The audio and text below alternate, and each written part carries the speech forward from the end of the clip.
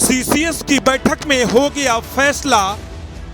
अब कुछ इस तरह से पहलगाम का भारत लेगा बदला। पीएम नरेंद्र मोदी ने कर दिए पाकिस्तान के डेथ वारंट पर साइन। लेटर पहुंच गया इंडियन आर्मी के हेडक्वार्टर। एक्शन में आई सीसीएस और नेवी चीफ को किया तलब।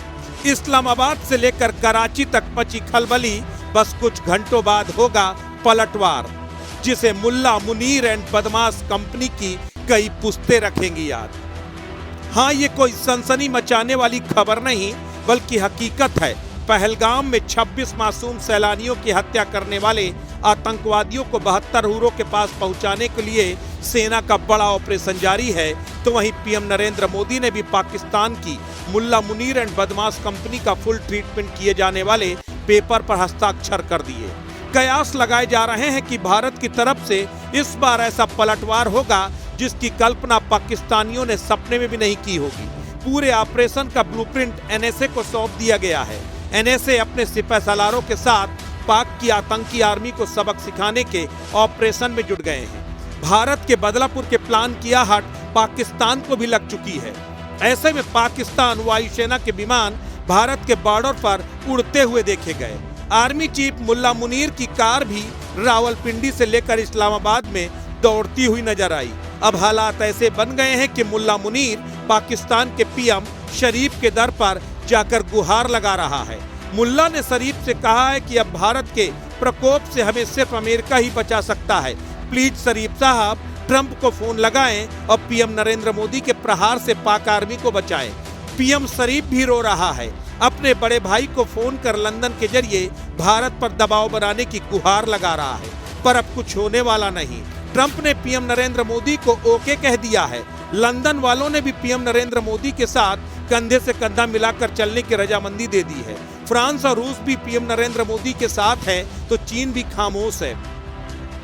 ऐसे में भारत की तरफ से जो पलटवार होगा उसके बारे में कुछ जानकारी सामने निकल कर आ रही है। सूत्र बताते हैं कि पीएम नरेंद्र मोदी ने सीसीएस की बैठक में दो टूक शब्दों में कहा है कि हमले का जवाब ऐसा होना चाहिए जिसे पाकिस्तान की 7 पुश्तें याद रखें। सूत्र बताते हैं कि भारत की नेवी कराची पर हमला कर सकती है।